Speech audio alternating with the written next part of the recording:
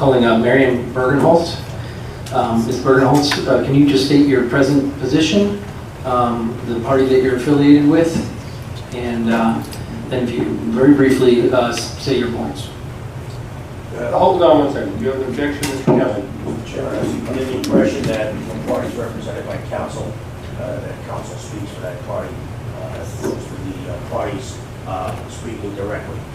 That's the way it was conducted at the I think the differential that we're talking about is that these people, if they're represented by counsel, won't be getting up afterwards and we say, is there anybody else who wants to speak against it? Because Mr. DeLeo is represented by him as well, and he's putting him on as a fact witness. So that is a normal procedure. Usually the principals of the objectors and or the applicants testify. So that objection will be overruled. Please raise your right hand, please. So that tells you both nothing but the truth. Go. I'm Marianne Bergenholtz. I'm a managing partner of Latin Shops, LLC,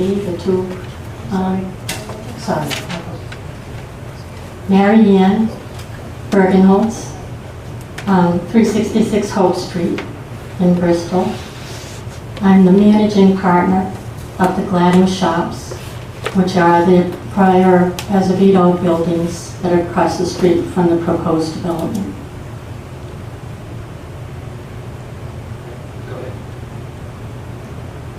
This area of town was abandoned for a long time, and you all know that much more than I do.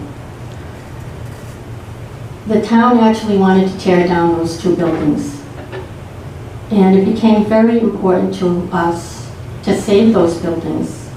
One of my arguments, pleas to the town council for saving those buildings was the character of the working waterfront. Everyone likes to show off fancy houses. Everyone likes to show off wealth in a town. The town of Bristol has important working man waterfront buildings that were neglected for years and years. This development will absolutely ruin the last preserved part of the working man's waterfront. And the reason why it's going to do that is the justification that they're putting forth, that they are going to compare this to factory buildings that already did destroy the 1800s buildings along the waterfront, is something that we should embrace or mimic. This is not something that we should embrace for the town of Bristol and the last remaining area of the working man's waterfront. I know that everyone has seen what we've done with the Gladding Shops, something that everyone thought should have been torn down, just blight, blah, blah, blah. Now we have a problem, because across the street, even though we're ready with our buildings, there's a blighted property that has been blighted purposely. That property is in violation of Historic District Commission rulings. No one's enforced it. Now they have the nerve to come along and say, what a horrible section, it's all blighted. But the only thing you have a choice about, and this was written in Mr. Royer's material that they were promoting to get people fired up about getting this particular building there, is that either I get this building or I'll do nothing and you'll be left with the blood. I am not against putting a building on that property. I have developed a number of properties in Bristol, and yes, they're all older buildings. They're all in the historic district. It's easy to build a brand new building. Easy. It's much more difficult to deal with the historic aspects of properties. and a historic district commission who asked us to move whatever original windows we could find, if there were enough in that building, in those two buildings, to Thames Street, so that we could preserve the historic look along Thames Street. Now comes this hulking proposal across the street with a garage line that's going to be across from these historic buildings.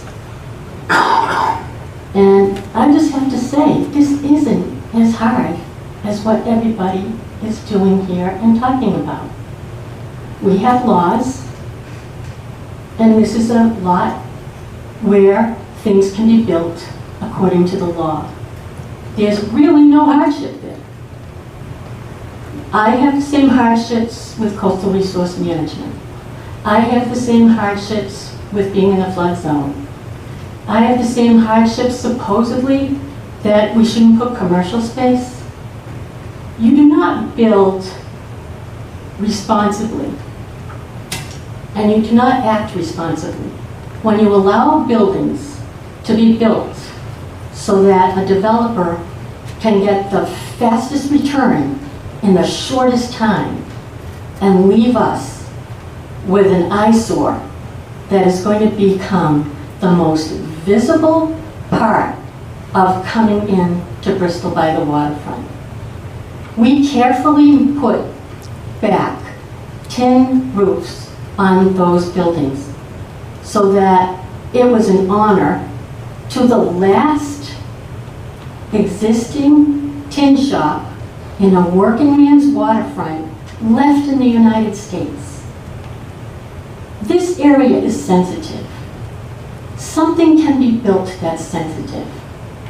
And I'm just hoping that you will uphold the laws of this town and not let someone blow through all these zoning variances so that they can get the biggest buck for all their friends and themselves. Mr. Reuter can cut out a few of his investors, make this development smaller, and he can still make his huge return on his investment. And I know this based on our own investments in the town and in the historic district. And no, I don't build new. I have the hardship saving these historic structures at huge expense. My choice, but I intend to leave a legacy for my sons, for my granddaughter, who live in Bristol and love the working waterfront. Thanks very much. Ms. Bergenholtz, let me ask you one more question. Do you feel the proposed project will negatively affect the value of your property? Absolutely.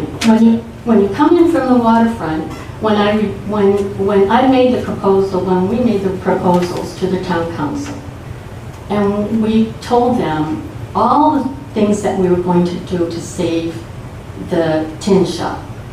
That tin shop needs to be really one of the predominant features coming in. When you put this towering building behind it on a very close street, that's one thing no one has talked about, that these other massive buildings, they have wider sidewalks, they have plantings all in front. There's not a stitch of room for a tree on Thames Street because there's no space on those very narrow sidewalks. And so it will negatively impact the work that we've done. It will negatively impact the legacy of the working man's waterfront. I am sick of mansions.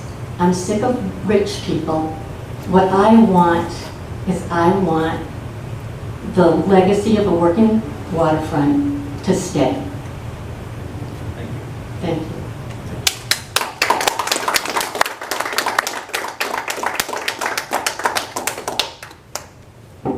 That's all I have in terms of witnesses. I'm going to make a closing argument of some sort at the end of the proceeding, unless Mr. Tights tells me that the procedure I'm anticipating is wrong.